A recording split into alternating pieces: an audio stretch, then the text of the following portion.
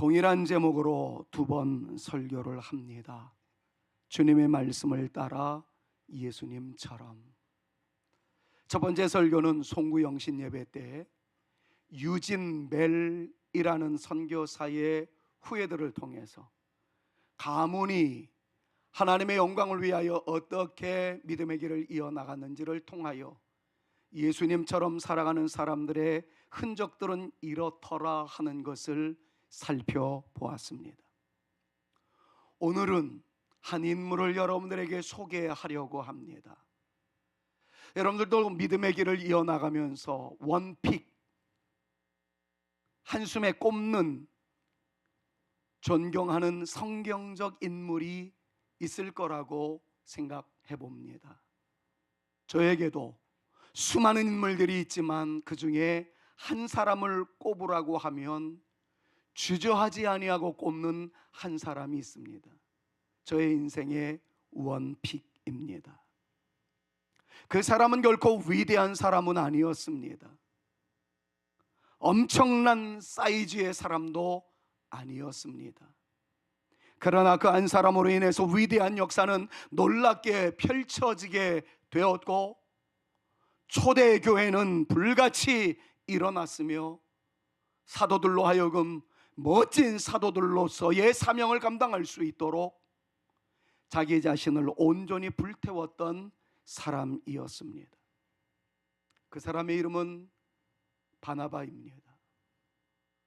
워낙에 좋아하는 사람인지라 그만큼 여러분들에게 강조했던 흔적들이 많이 있습니다.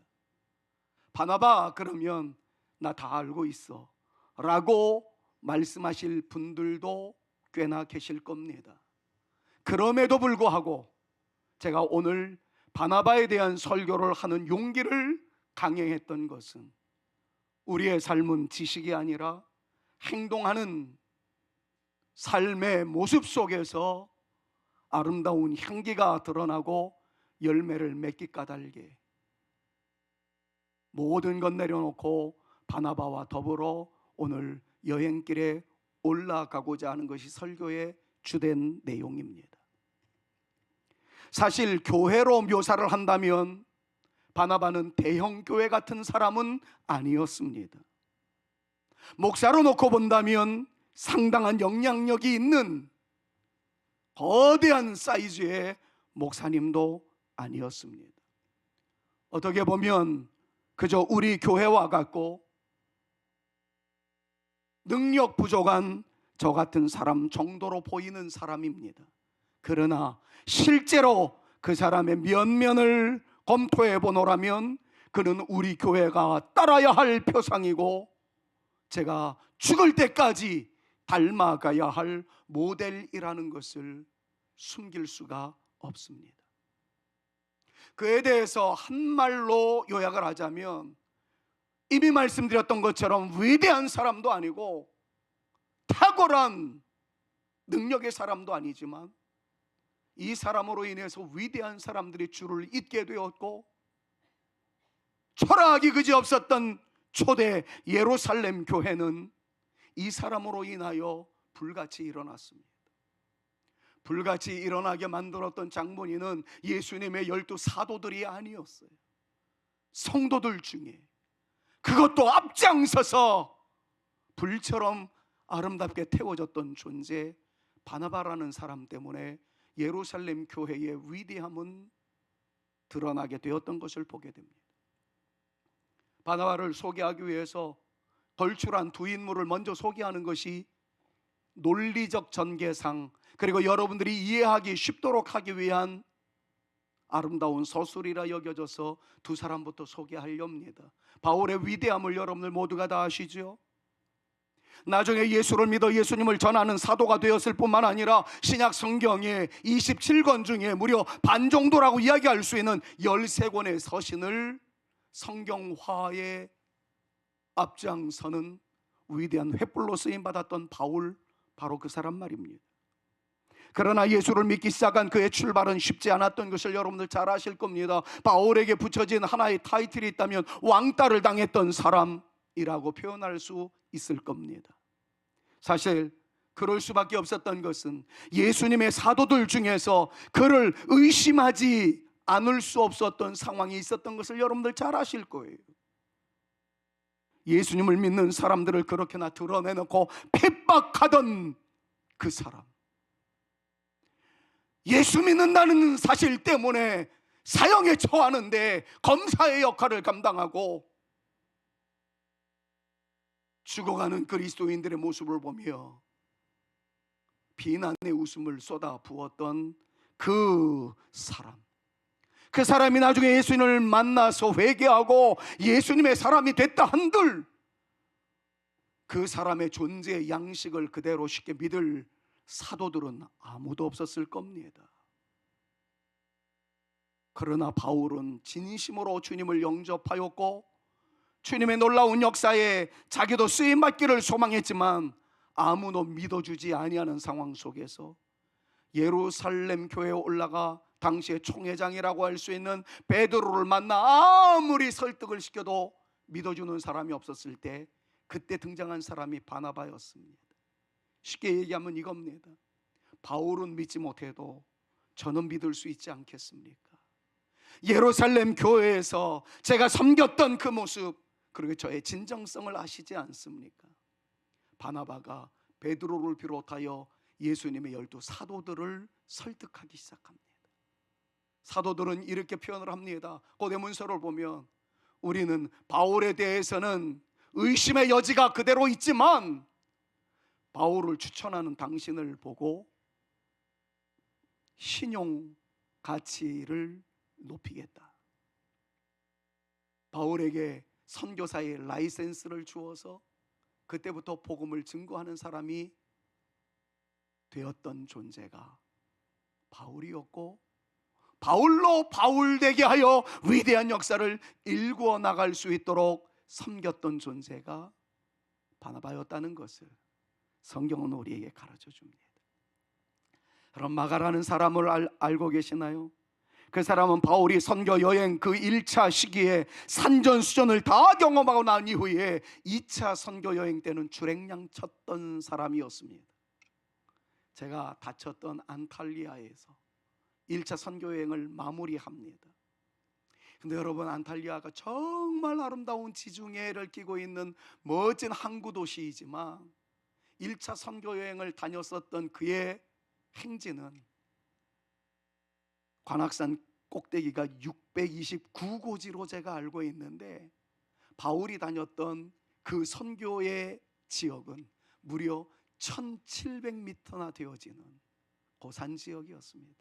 산 하나만 넘으면 평지가 있는 것이 아니라 산을 넘으면 또 산이 이어지는 산맥을 거슬러 다니는 그의 복음 행진이었다는 것을 보게 되는 거죠. 그러다가 안탈리아에 딱 도착하니까 얼마나 황홀하고 아름다운지.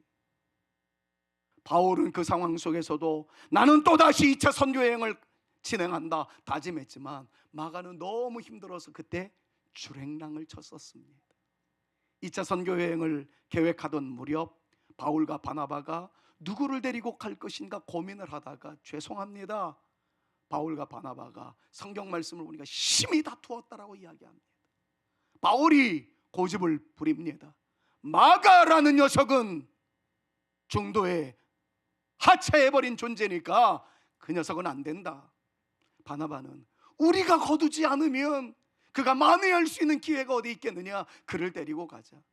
바나바는 결사반대, 아니 바울은 결사반대, 바나바는 한번 봐줍시다 그를 껴안기 시작합니다. 마침내 두 어른께서 심히 다투었답니다. 바울은 안 된다고, 한 번 새는 바가지 두 번 안 새겠느냐고 이야기하고 난 다음에 신라를 데리고 갑니다. 그때 끝까지 마가를 책임졌던 사람, 그를 품에 안았던 사람, 한 번 실수의 함정을 넘어서 그 다음에는 주의 영광스러운 일꾼이 되어지도록 힘의 부여를 했던 사람은 바로 바나바이었습니다. 한마디로 말하면 이렇게 표현할 수 있을 거예요. 바나바가 없었다면 그 위대한 사람 바울은 없었을 것이라. 바나바가 없었다면 마가 복음을 기록한, 더 나아가서 바울이 1, 2, 3차 전도여행 다 끝나고 마지막 4차 전도여행을 위해서 로마에 끌려가서 감옥에 갇혀 있었을 때 마지막 순간 그의 디모데후서에서는 이렇게 기록을 합니다.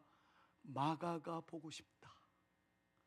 나를 떠나버려서 나에게 왕따를 당했던 마가가 얼마나 성장을 했는지 마가를 데리고 와라. 디모데에게 유언적 메시지를 보냅니다. 마가가 그립다.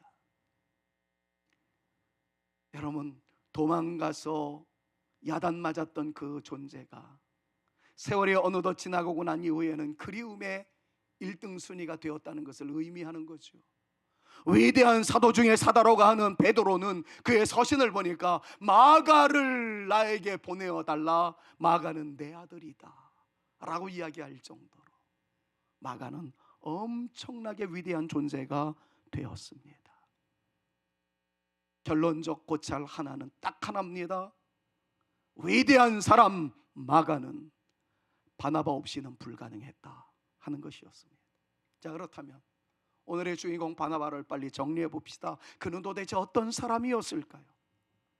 저는 바나바에 대해서 여러 말을 할 수 있지만 한 문장으로 그를 정의한다면 이렇게 표현하고 싶습니다. 그는 예수님과 성령님을 빼닮은 사람이었다 라는 것이 저의 모든 연구의 총결론이라고 감히 말씀을 드릴 수가 있습니다. 왜냐하면 잠시 후에 설명할 것입니다만은 예수님과 성령님에게 붙여진 별명이 하나 있었습니다. 그 별명을 우리나라 말로는 보혜사라고 기록되어 있는데 이 보혜사라는 말이 죄송합니다, 헬라어로는 파라클레토스라는 단어를 사용하고 있어요. 그런데 바나바에게 붙여진 별명이 파라클레시스였습니다. 어근이 똑같아요. 예수님과 성령님에게 붙여졌던 별명 파라클레토스 대비 바나바라는 사람에게 사도들에 의해서 붙여진 별명이 파라클레시스였어요. 자, 그럼 파라클레시스는 뭐였을까요? 간단하게 정리하자면 이겁니다. 도움을 주기 위하여 그 어떤 곳이라도 달려갈 수 있었던 사람. 이 눈치 저 눈치 보다가 내가 손해 날 것 같으면 몸을 사리고 기꺼이 그 자리에 가기를 꺼려하는 사람이 아니라 내 몸 부서진다 할지라도, 내 몸만 신창이 되어진다 할지라도 나의 도움이 필요로 하는 곳이 그곳에 있다면 그곳에 내가 함께 하겠다 하는 결단이 있었던 사람이라는 뜻이 파라클레시스입니다.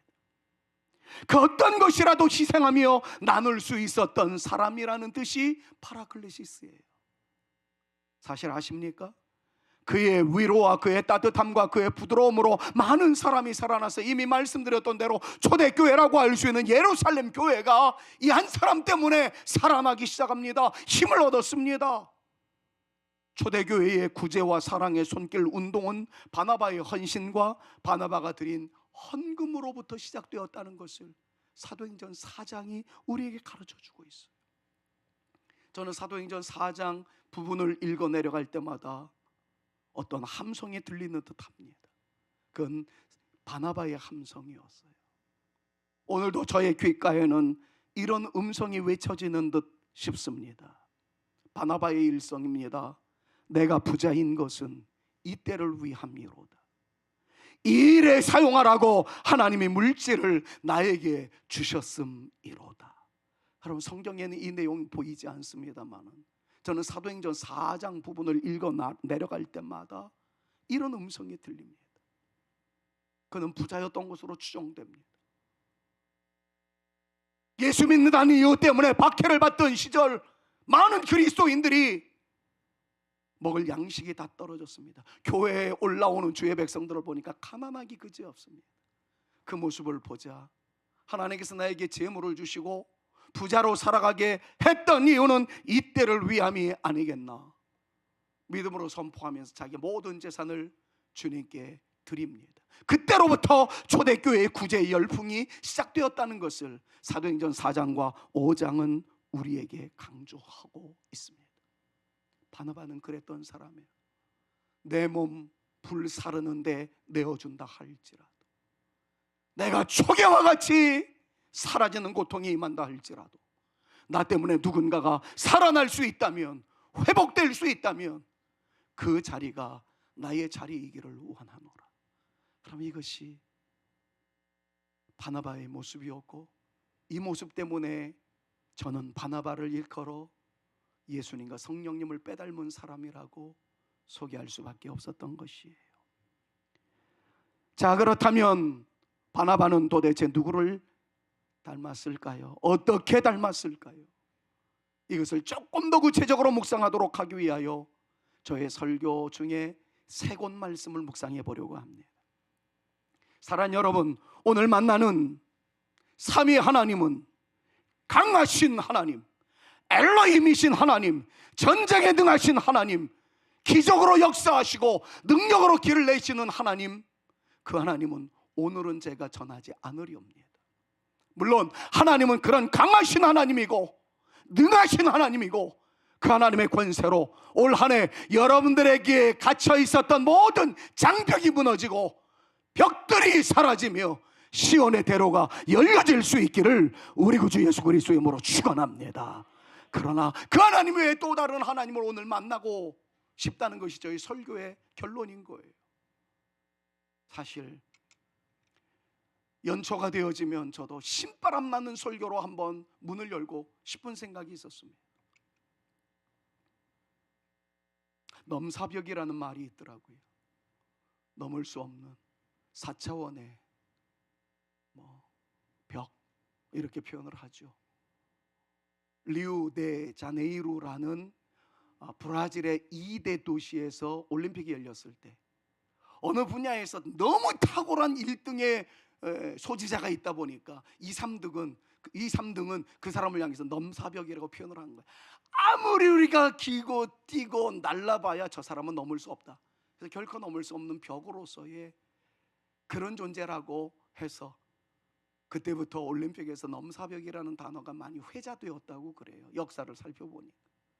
그러다 보니까 어떤 분들은 넘사벽, 우리가 넘을 수 있다, 우리가 넘어서야 한다, 그러면서 많은 이야기가 쏟아져 나왔습니다. 어떤 분이 이런 표현을 했죠. 벽이 있다 할지라도 밀어붙이면 그 벽이 브릿지가 되어지기도 하고 길이 되어지기도 한다. 멋있는 말입니다. 저도 여러분들에게 그런 축복을 먼저 하고 싶어요. 여러분들의 인생의 길목에 올 한 해 살아가는 날 동안에 벽과 같은 현실을 만난다 할지라도 존귀하신 하나님의 이름의 권세로 말미암아 무너뜨림으로 인하여 벽이 다리가 되어지고 벽이 길이 되어지는 은총을 누리며 살아가는 복된 2026년 되어질 수 있기를 우리 구주 예수 그리스도의 이름으로 축원합니다. 옆에 있는 분들을 한번 축복할까요? 당신의 벽이 다리가 되어질 줄로 믿습니다. 한번 축복합니다. 시작. 여러분들의 벽이 다리가 되어질 줄로 믿습니다. 한 번 더요. 여러분들의 벽이 길이 될 줄로 믿습니다. 축복합니다. 여러분들의 벽이 길이 되어질 줄로 믿습니다. 멋진 외침입니다. 절대로 부정하고 싶지 않습니다. 그러나 오늘만큼은 그런 외침이 우리 가운데 있다 할지라도 여전히 울 수밖에 없고 여전히 낙심할 수밖에 없는 현실에 직면하는 다양한 벽들이 있을 때 우리는 누구를 주목해 봐야 할까요? 오늘 만나는 주님은 강력한 주님이라기보다는 내가 하염없이 울고 있을 때 속삭이시는 주님이시더라고요. 다가와서 위로해 주시고 아픈 상처를 감싸 주시는 분이시더라고요. 다쳤습니다. 되게 아팠습니다. 근데 어떤 분은 딱 보더니 3개 부러진 것까지 그 별, 주님은 다 부러졌는데, 바울은 엄청나게 고통당했는데 되게 밉더라고요. 내가 그래서 그랬어요. 니도 부러져 봐라. 속으로 저를 격려한다고 아프겠지만 그리스도의 고난을 생각하면서 이겨내라고 막 그러는데 니도 당해봐라. 니도 당해봐라. 어떤 분은 저를 딱 보더니 아무 말 안 해요. 근데 벌써 얼굴 표정을 보고 저한테 다가오는 사랑을 느낄 수가 있어요. 어찌할 줄을 몰라가지고 어떻게 아파서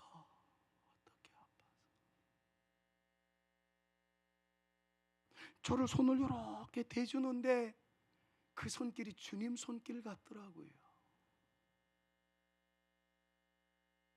그깟일에 용기를 북돋아주는 큰 목소리가 아니라 어떻게 하면 좋아, 얼마나 아프셔, 그럼 작은 소리로 다가오는 그 모습에 그 얘기를 들으니까 안 아프더라고요. 그깟 것 가지고 무지하게 아프더라고요. 그런데 사랑으로 다가오는 그 말 한마디, 괜찮아요, 이까짓 건 뭐, 오히려 제가 그러고 있더라고요. 어느 게 능력입니까? 어느 게 힘입니까? 빨리 성구 세 곳 만나지요. 여러분들이 너무나도 많이 들었던 말씀인데요, 이사야 9장 6절 또 펼치게 됩니다. 다양한 말씀이 있지만 그 중에 빨간 글씨로 써 있는 모사라는 단어만 기억하십시오. 우리를 위하여 한 아기가 임했답니다. 예수 그리스도를 의미해요. 그분에게 붙여지는 이름이 다양한 5가지가 있지만 그 중에 하나는 모사예요. 모사라는 단어가 무엇인가 살펴보았더니 히브리어로 야츠라는 단어를 사용하고 있습니다. 학자들의 연구에 따르면 위로자, 상담자, 따스한 분이라는 뜻을 지니고 있는 거예요. 여러분, 이 말씀의 극적인 대조를 보십시오.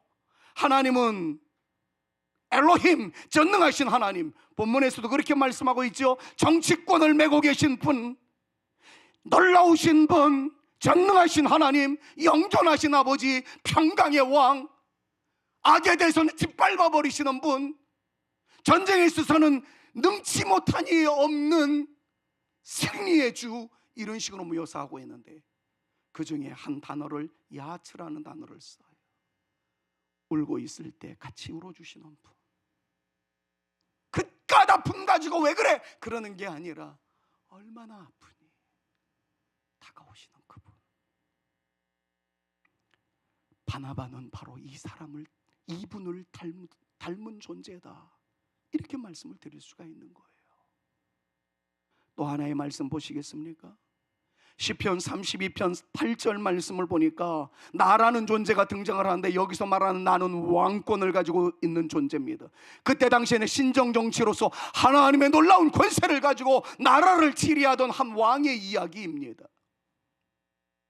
그때는 왕으로서의 제일 중요한 것은 싸움에서, 전쟁에서 승리해서 군수물자 확보하고 자기 백성들을 배부르게 먹여주는 왕이 최고였습니다. 이때 등장한 왕이 다윗이라는 존재죠. 다윗은 전쟁에 능한 존재였습니다. 하나님께서 함께 하셔서 골리앗까지도 박살낼 수 있었던 대단한 사람이었습니다. 그런데 그 화려하고도 놀라운 역사를 이행해 나가던 중에 다윗은 하나님으로부터 또 다른 부름을 받았다는 거예요. 그러면서 이 말씀을 한 겁니다. 나는 내 갈 길을 가르쳐 보이고 너를 주목하여 훈계하리로다. 빨간 글씨 훈계하리로다를 주목해서 보십시오. 우리나라 말로는 다소 무겁게 번역이 되었는데 이 훈계하리로다라는 단어 히브리어가 정말 놀랍게도 방금 전에 말씀을 드렸던 모사라는 단어와 히브리어가 똑같습니다. 야치예요. 나는 왕으로서 내 백성들 위해 군림하는 존재가 아니라 내 백성들을 야치하는 존재다. 그네들의 눈물이 있을 때 같이 눈물을 흘려주고, 힘들어할 때 같이 힘들어해주고, 외로울 때 외로움을 보태 다시금 그 자리에서 일어날 수 있는 존재로 격려해주는 존재. 그것이 우리나라 말로 번역되어진 훈계라는 말의 원래 뜻이에요. 조언을 주고받는 사람, 고충을 들어주며 가야 할 길을 안내해주는 사람이라는 뜻을 가지고 있는 단어가 바로 야츠라는 단어입니다. 사랑하는 여러분, 고충을 들어주며 라는 단어를 만나는 순간 저는 목회 현장에서 어려움이 있었던 것을 여러분들에게 한 번쯤은 말씀을 드리는 것도 나쁘지 않겠다 싶어서 조심스럽게 꺼냅니다.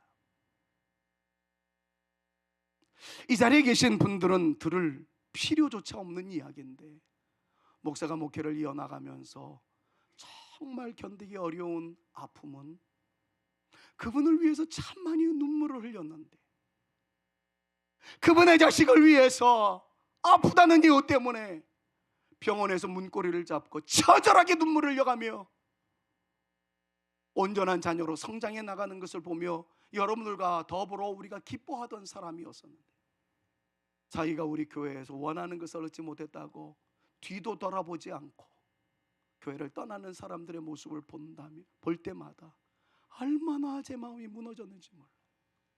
내가 이 꼴 보려고 그렇게 울었던가, 내가 저 꼴 보려고 그렇게 하나님께 몸부림쳤던가.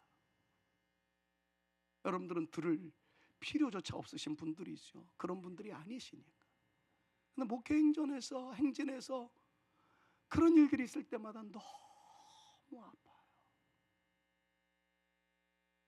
정말 그분들을 위해서 기도했던 날들이 하루 이틀이 아니었거든요. 기나긴 밤을 뜬 눈으로 지새우며 몸싸움을 벌이면서 하나님께 처절하게 기도했던 것이 한두 번이 아니었거든요. 여러분들도 그러셨잖아요. 누군가가 아프다 그러면 내 자식의 일로 생각하시며 함께 해주셨던 여러분들이잖아요. 근데 그걸 모르는 사람이 있더라고요. 반면에 이런 분도 있었어요. 그때 내가 무지하게 아팠는데 목사님도 안 알아주더라. 장로님들 중에서 나한테 위로해 주는 사람이 아무도 없었고, 권사님들도 나한테 전화 한 통 해주시는 분들이 없더라. 이런 얘기를 들을 때는 막 심장이 방망이질하는 거예요. 내가 그렇게 무능한 목사였었던가, 내가 그렇게 무책임한 목사였었던가. 그래서 막 아름아름 다 알아봤어요. 그랬더니 교회에서 알고 있었던 사람이 없었던 거예요. 힘들었던 그분은 자기랑 가장 친한 분한테 얘기를 하면서 뭐라고 얘기를 했냐면, 이건 목사님한테 얘기하면 안 돼. 목사님 힘들어. 분주하셔. 그러니까 그 말만 듣고 목사한테뿐만 아니라 주변에 있는 분들한테 얘기를 안 했던 거예요. 진짜 몰랐던 거예요. 제가 그때부터 깨달은 게 있습니다, 여러분. 목사님한테는 절대 얘기하지 마. 그거는 목사한테 반드시 얘기하십시오. 이거 제가 피부로 느낍니다. 그래서 우리 부교육자들 부임할 때마다 제가 오리엔테이션을 하는데, 당신네들 신방하다가 어떤 분이 이건 목사님한테는 절대 얘기하지 마십시오 라는 부탁이 있거든. 듣자마자 목사한테 다 얘기해라. 그럼 목사한테 들어가라는 얘기다. 제가 그렇게까지 얘기할 정도입니다. 사랑 여러분, 아픈 거 부끄러운 거 아닙니다. 만약에 아픈 게 부끄럽다면 저 망신살 다 뻗쳤습니다. 아픈 거 다 드러냈잖아요. 제가 안 할 소리 한번 하고 넘어가겠습니다. 여러분, 대형교회 목사님이라고 다 그런 건 아닌데요, 대형교회 목사님들은 절대 안 아픕니다. 아플 수가 없습니다. 성도님들 앞에 아픈 모습을 절대로 보이지 않습니다. 왠지 아세요? 아플 때쯤 되면 안식월이라고 해서 1년에 한 달 내지는 2달 휴가를 처리를 합니다. 다 고치고 등장합니다. 근데 우리 교회 같은 사이즈는 안식월이 어디 있습니까? 아픈 대로 쓰는 것이고. 제가 총회장님한테 전화를 받았는데 어저께 그러더라고요. 아니, 팔 다쳐가지고 일 안 했으니까 목소리는 쌩쌩할 줄 알았는데 왜 목이 그렇게 걸걸해 그러더라고요. 그래서 내가 몸으로 때우지 못하는 거 기도를 열심히 하느라고 목이 갔습니다. 근데 그렇게 표현을 했어요. 저도 한두 달 쉬고 나면 여러분들한테 베일에 가려 있어서 우리 목사님 아프지도 않고. 어떤 꼬맹이가 그러더라고요. 꼬맹이도 아니죠. 청년이 목사님도 아파요? 그러더라고요. 목사님도 다쳐요 그러더라고요. 목사도 다쳐. 그랬죠. 뭐 어떻게 해요? 근데 여러분 부탁드립시다. 아픈 게 부끄러운 게 아니에요. 성경 말씀을 보니까 고충을 들어준다는 것은 고충을 말하는 사람이 있다는 거예요. 교회는 문제를 부정하는 곳이 아니라 문제를 드러내서 문제를 딛고 일어나며 서로 견고해져 가는 것이 진정한 교회임을 믿으시기를 바라며, 여러분들로 인해서 제가 살아나고 저로 인하여서 여러분들 모두가 살아나는 능력 있는 교회가 되어질 수 있기를 우리 구주 예수 그리스도의 이름으로 축원합니다. 여러분, 그런 협력하는 교회의 아름다움이 있어야 되는 거예요. 아프다고 교회에 빠져가지고 그냥 다 문제 해결되고 난 다음에 나중에 내가 힘들었을 때 그때 알아주지도 않았다고, 여러분 이런 얘기 들으면 목사는 무너집니다. 저한테 다 얘기하고 같이 웁시다, 같이 기도합시다, 같이 일어납시다. 여러분 그게 교회인 거예요. 주님은 그런 모습을 우리에게 보여주시기 위해서 야츠라는 단어를 사용하며, 야츠는 어떤 존재인지 아니? 숨기는 존재가 아니라 연약함을 들추어내서 함께 세워져 가는 공동체를 구현하는 것이란다. 다윗은 왕이지만 그 일을 하도록 내가 명령을 내렸단다. 이 말씀이 바로 시편 32편 8절의 말씀의 진짜 의미였던 거예요. 마무리하겠습니다. 요한일서 2장 1절 말씀, 요한복음 14장 16절 26절 말씀을 보면 대언자, 보혜사라는 단어가 나옵니다. 대언자, 보혜사라는 말, 대언자는 예수님에게 붙여진 별명이었고, 요한복음 14장에 나와 있는 보혜사는 성령님에게 붙여진 별명이었는데, 이 두 단어가 헬라어로 파라클레토스였었던 거예요. 예수님도 파라클레토스, 성령님도 파라클레토스. 파라클레토스라는 말은 곁에 있도록 부름받은 자, 옆에서 속삭여주는 자, 법정에서는 변호사 같은 존재, 그리고 일상생활에서는 곁에서 위로와 도움을 주거나 문제를 대신 말해주는 존재, 이런 존재를 가르쳐서 파라클레토스라고 이야기를 합니다. 근데 이미 여러분들에게 말씀을 드렸던 것처럼 바나바는 얼마나 성령님과 예수님을 닮았는지 파라클레토스와 매우 똑같은 파라클레시스라는 별명을 얻게 되었다는 거지요. 파라클레토스라는 단어를 영어 성경을 보니까 킹제임스 버전에는 comfort, 위로자라고 나와 있고요, NIV 성경에는 카운셀러, 상담자라고 나와 있습니다. NRSV라는 성경에는 advocate, 변호사라고 기록이 되어 있고요, NASB는 helper, 도와주시는 분이라고 번역이 되어 있더라고요. 아메리칸 버전이라는 AV 성경에는 supporter, 여러분 우리나라에도 서포터스가 얼마나 많은지 몰라요. 야구구장에 가도 서포터스, 축구 경기장에 가도 서포터스, 뭐 서포터스가 무지하게 많던데 그게 원래 예수님에게 붙여졌던, 성령님에게 붙여졌던 의미였다는 거예요. 여러분 오늘 제가 이 설교를 통해서 가장 강조하고 싶은 부분은 바로 그것입니다. 바나바는 삼위 하나님을 빼닮은 존재였다 하는 것입니다. 자, 이제 설교를 마무리하면서 사도행전 4장 33절부터 36절 말씀을 저랑 여러분들이 같이 합독을 하자고요. 이 바나바가 도대체 어떤 사람이었는지를 여러분들이 이제 눈여겨보도록 하기 위해서 33절부터 같이 한번 읽습니다. 사도들이 큰 권능으로 주 예수의 부활을 증언하니 무리가 큰 은혜를 받아 그 중에 가난한 사람이 없으니 이는 밭과 집 있는 자는 팔아 그 판 것의 값을 가져다가 사도들의 발 앞에 두매 그들이 각 사람의 필요를 따라 나누어 줌이라. 구브로에서 난 레위족 사람이 있으니 이름은 요셉이라. 사도들이 일컬어 바나바라, 번역하면 위로의 아들이라 하니 그가 밭이 있음에 팔아 그 값을 가지고 사도들의 발 앞에 두니라. 정리하자면 이겁니다. 33절 말씀을 보니까 예수님의 복음이 증거되는 그곳에 큰 은혜가 임했답니다.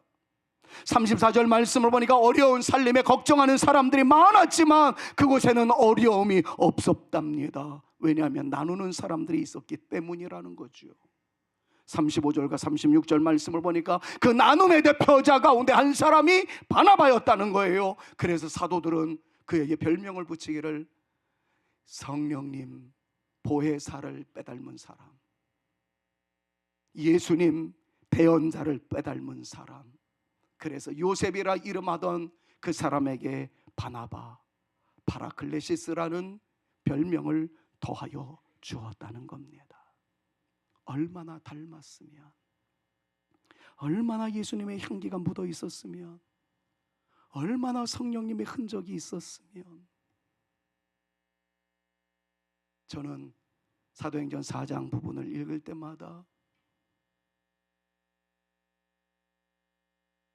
저에게 던지는 탄식의 외침으로 이런 고백을 할 때가 있었습니다. 마무리하면서 파라클레시스의 아주 명백한 멋진 뜻을 하나만 더 소개할게요. 박사학위 논문을 준비하면서 굉장히 많은 책을 읽다가 영어와 독일어와 불어, 전 독일어와 불어를 잘 못합니다만 사전 찾아가면서 번역을 해나가는 가운데 멋진 문장 하나를 만났습니다. 그 내용은 이렇습니다. Comforting by man and as God's act. 직역을 하자면 이런 거예요. Comforting by man 이라는 말은 사람들에 의해서 이루어지는 따뜻한 격려와 위로, 뭐 그런 것이겠죠. 그것은 as God's act, 하나님의 행위였다. 여러분, 누군가를 격려하고 누군가에게 힘을 북돋아주고 누군가에게 함께할 수 있는 용기를 부여해 주는 것은 as God's act, 하나님의 행위였다는 거예요. 근데 그 행위가 누구에게? 우리에게 주어졌다는 거지요. 저는 이것을 보면서 comforting 하는 여러분, 따뜻한 사랑과 격려를 하며 축복하시는 여러분은 주님을 닮은 분이다 하는 것을 오늘 설교에서 마무리하는 결론적 결어로 말씀을 드리는 거예요. 옆에 있는 분들이랑 한번 축복합시다. 위로해 주시는 당신은 진짜 하나님의 사람입니다. 서로에게 축복합니다. 시작. 위로해 주시는 당신은 진정 하나님의 사람입니다. 오늘 본문과 엮어봅시다. 올해의 주제랑 한번 엮어봅시다. 요한일서 2장 5절에서 6절 말씀을 보니까 하나님을 사랑하는 사람은 마음속에 말씀을 간직한 사람이다. 심장에 하나님의 말씀을 간직한 사람은 예수님처럼 살더라. 그가 행하시는 대로 자기도 행할지니라. 그래서 올해 제가 주제를 like Jesus라고 한 거예요. like란 말을 동사로 사용하면 예수님을 좋아하다 이런 뜻이 되겠지만 동사가 아닐 때에는 전치사처럼 보여지면 like Jesus라는 말은 예수님처럼이라는 거죠. With the Lord's word, 주님의 말씀을 붙잡고 예수님처럼 살아가죠. 그래서 제가 요한일서에 있는 이 말씀을 붙잡고 하나님의 말씀을 심장에 아로새긴 사람이 진짜 하나님의 사람이고, 하나님의 사람이라면 예수님처럼 살아가는 존재다. 그것을 강조하기 위해서 송구영신 예배 때는 한 가문을 소개해드렸고 오늘은 한 사람을 소개해드린 것이었어요. 우리가 위대한 역사를 일으키지 못한다 할지라도 우리의 아름다운 행실 하나로 인해서 미래의 다음 세대들과 우리 자녀 세대가 꿈을 꾸며 놀라운 역사의 한 획을 그을 수 있는 멋진 사람으로 자라나게 될 줄로 믿습니다. 하나님의 말씀을 가슴에 품은 여러분, 그 말씀을 따라 순종의 길을 걷는 사람, 그 사람이 새로운 역사의 시작이 될 수 있음을 믿음으로 주장하시면서 우리의 작은 실천이 그 누군가를 살리고 세우게 되는데 쓰임받는 저와 여러분 우리 모두가 되어질 수 있기를 우리 구주 예수 그리스도의 이름으로 축원합니다. 지난주에도 송구 영신 예배 때도 강조를 했어요. 우리 예수 잘 믿어서 복 받는 존재 되자고요. 아까도 외쳤습니다. 벽을 무너뜨려 다리가 되게 만들고 길이 되게 만드는 멋진 사람이 되어보자고요. 그러나 그 모든 역사도 중요하지만 올 한 해는 주님을 닮아 우리의 인격이 좀 달라지고 인품이 좀 멋스러워져가는, 말들이 달라지고 얼굴 표정이 달라지는 그런 멋스러운 한 해로 장식해 나가는 저와 여러분 우리 모두가 되어질 수 있기를 우리 구주 예수 그리스도의 이름으로 축원합니다. 제가 제 집사람이랑 자녀들한테 남긴 유언적 메시지가 그거예요. 나 죽거든 묘비에다가 아빠의 소원대로 바나바를 닮은 우리 아빠 여기 잠들다, 그렇게 써줬으면 좋겠다. 그러려면 아직도 멀었어요. 저 여러분들의 이야기를 잘 듣겠습니다. 눈물로 같이 공감하겠습니다. 고충이 있으면 숨기지 말고 이야기하십시오. 저 역시 아픔의 순간 우리 장로님들에게 다 이야기하겠습니다. 저는 장로님들의 위로와 격려로 살아갈 수 있는 존재들이고 여러분들의 눈물의 기도로 뻗어나갈 수 있는 존재이기 때문에 그래요. 우리의 약함을 숨기지 말고 서로에게 이야기함으로 서로 세워져가는 우리 모두가 되십시다. 그러기 위해서 부탁드릴게요. 집에서는 그럴 망정 이 교회 와서는 부드러운 음성으로만 얘기하기, 핏대내지 않기, 가시도 친 말 하지 않기, 가시 없는 사랑의 말 이야기하기, 교회 와가지고는 항상 친절한 미소로 응대하기, 사랑과 격려로 힘을 실어주기, 이런 것들을 훈련해서 집에 가서도 남편한테, 아내한테, 사랑하는 자녀들한테 누군가가 묻거든 아빠 왜 이렇게 달라졌어요? 그러면 딱 말 한마디로 Like Jesus.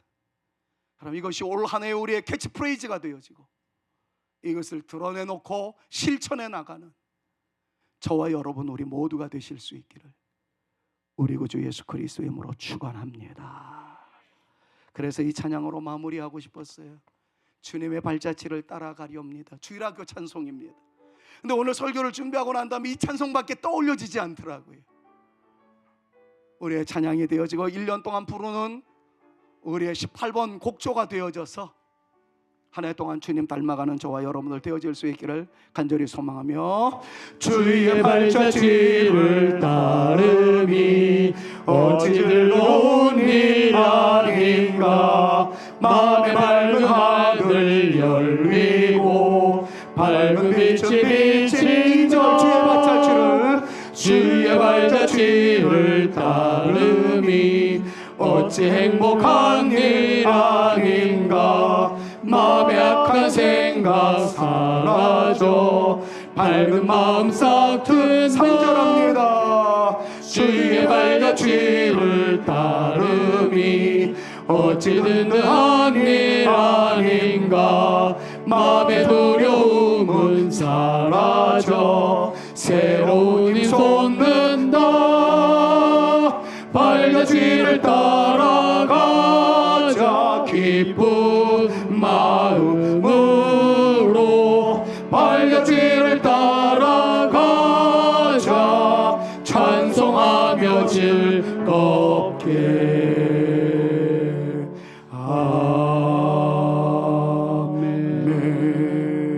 아멘. 예수 그리스도의 은혜와 하나님의 사랑과 성령님의 교통, 파라클레토스, 예수님, 성령님, 하나님의 전권대사로서의 다윗 왕과 같은 그러한 삶을 살아가 볼게요. 나 때문에 누군가가 일어날 수 있게 만들고 누군가의 사랑과 격려로 내가 일어나게 되었듯이 우리 사랑하는 성산교회는 모두가 서로에게 의미 있어 살리는 존재로 살아가는 하나님의 백성이 되어지기까지 Like Jesus, 주님 닮아 가겠나이다. 1년 동안 주의 말씀 부여잡고 아름다운 인생의 길 걸어가 내 인격에 주의 향기 머무르게 되어지는 놀라운 역사 일구어 나가겠사오니 우리 모두에게 그 권세, 능력, 힘 허락하여 주시옵소서. 믿음으로 선포하며 우리의 삶의 터전으로 돌아가고자 하는 모든 성도들 머리 위에, 저들의 가정 위에, 스라이 자녀 손들과 우리 사랑하는 성산교회 위에 이제로부터 영원토록 함께 있을지어다. 아멘.